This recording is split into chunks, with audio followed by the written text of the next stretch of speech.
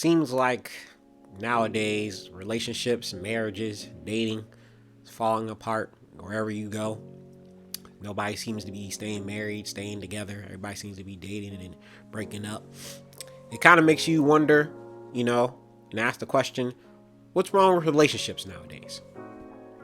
Well, this little series that I created is me answering that question, and basically I'm going to give my opinions on what I think's wrong with relationship nowadays and a little bit of advice on what can you do to manage that.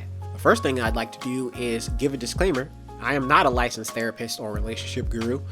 I'm just some random dude on the internet, and all my opinions are based on things that I've either one, researched, two, been through myself, or three, seen in real life or online.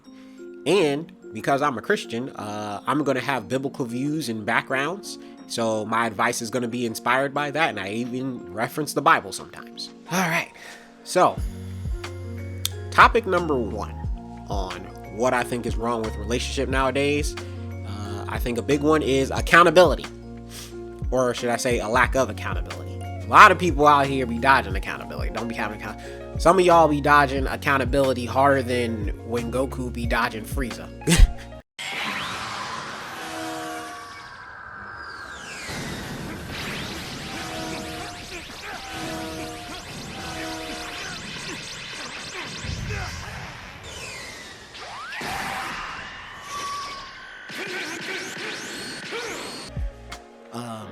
Cause it's crazy how much I've just seen relationships online, offline, in real life where people just don't take accountability for their actions. And, some of y'all might be thinking to yourselves, what is accountability? Well, I'm glad you asked. Accountability is a really simple definition. Accountability, according to Webster Dictionary, is an obligation or willingness to accept responsibility or account for one's own actions. That's it. That's all accountability is. Everybody needs to be accountable.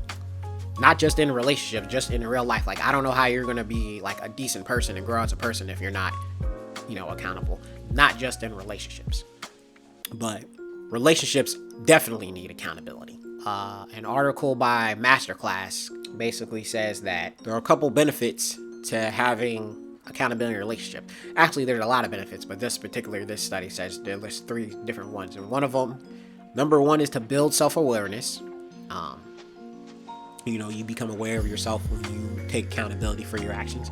Number two is it encourages empathy, which you put yourself in another person's shoes and you attempt to empathize with a person and see where they're coming from. And then number three is it, fosters future collaboration. Instead of both of y'all fighting against each other, it fosters the behavior of you guys working with each other to tackle a problem instead of trying to fight against each other. So those are definitely some benefits, according to this article, of accountability. There's a lot of y'all out there and a lot of people out here that don't take accountability. And you might be asking yourself, what does that look like? I said, well, some examples of that would be blame. When somebody brings up any kind of topic or whatever and you shift the blame and try to blame it on them. If you deflect, anybody that deflects anything. So if you bring up a topic, let's say you're talking about topic A and they go and try to deflect and talk about topic B, that's, not taking accountability. Or dismissal, like dismissing of people's feelings, dismissing of behavior. All that is not taking accountability. So, you might think, okay, well, what does that exactly look like? All right, well, I'll give you two examples for both men and women. For example, let's say that a man was married to a woman and they got a divorce. One way of not taking accountability is, taking the blame game. So let's say, he's talking to his friend and he says, yeah, my ex-wife, she would, she wouldn't have sex with me and she was always rude and mean anytime, I asked her anything, right? And he's just talking all bad about his ex, and that's all he talks about. And when somebody asks him, like, say his friends ask him, well, what happened? He's just saying, oh, how my ex didn't do this, ex didn't do that. And so, like I said, he talks about how, let's say his ex, didn't have sex with him and was rude and mean, right? But what he didn't say was the fact that, when he would come home from work and his ex would ask him Hey, can you help me with the children? He wouldn't help her with the children. Or can you help me, maybe can you help me put out the dinner dishes, or can you wash the dishes for me because I'm cooking? And he ain't do that, right? And so maybe that led to her, she's always stressed out because she was taking care of the kids, she was cleaning, she was doing things, and he wasn't helping out with that. And so because of that, she was always tired and didn't end up wanting to have sex with him. And because of that, also because he was never helping out and he wasn't doing any things to help her, she also had an attitude. Now, I'm not saying that he's wrong, because he's not wrong on what she did. She still did those things, but he's just not mentioning how he played a part in that. And that's him not taking accountability. That's shifting the blame. Because I'm just like, yeah, she might have did those things, but you're not talking about how you played a part in those things. And that's what a lot of people do. Same thing with women. Right? Same example. Let's say she's talking to a friend of hers and she used to be married and now she's divorced. It was like, yeah, my ex, he didn't used to do things for me. And anytime I try to ask him to open up and tell me how he feels, he would never tell me how he feels. So he would just always shut down, right? Same thing, blame game. Those things might be true and he might have done those things. But what she's not telling is the fact that anytime he would do something for her in the beginning, she would always criticize, oh, well, you didn't do this right, or you didn't do this, or you didn't do it like this. And she's not talking about how, like, when he did bring stuff up and he did try to open up and, be like, hey, I don't really like when you do this, or this made me feel some way, she would always dismiss his feeling and be like, oh, well, you should just get over it. It's not that bad. Be a man and suck it up. She's not telling those parts. She's only telling the parts that he did what he's wrong was. Like I said, yeah, he did those things, but you're not talking about how you also contributed in those things. And so that's what that looks like, the blame game. Like I said, same thing with deflection. Is example of deflection, anybody can do it, is if you talk about how, hey, I don't really like how you did this thing over here, and then your partner goes, well, you did this thing to me last week. That's deflection. It's really what about it is, but it's deflection because you're talking about something else that has nothing to do with what you brought up now. Same thing with dismissal. If you dismiss somebody's feelings, when you say stuff like, oh, it's not that serious, oh, you're just being emotional, oh, you're crazy, that's dismissal. So now you know what not taking accountability looks like. How can you take accountability? Glad you asked. Give you an example again for both men and women.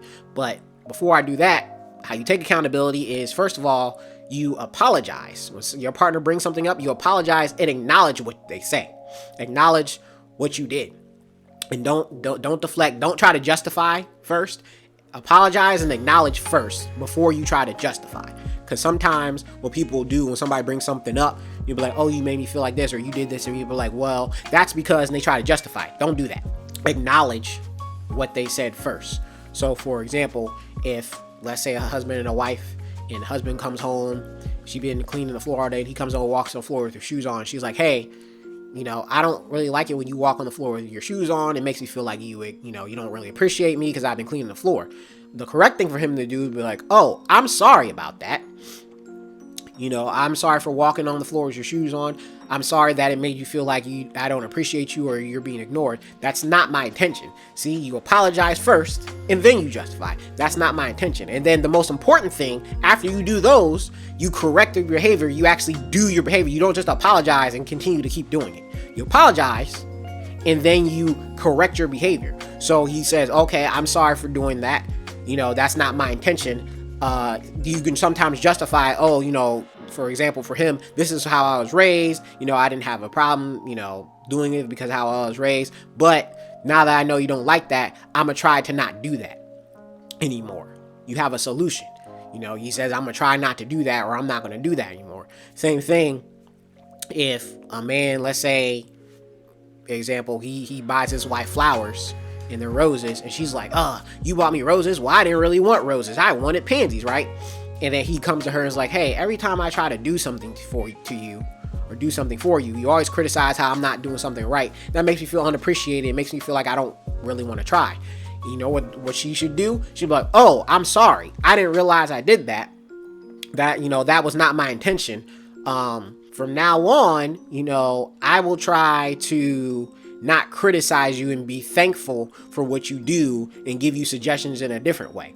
And you know what I'm saying? And then how she can do that? For example, like say he bought her flowers. The correct thing is say he bought her flowers and she didn't like the flowers, right?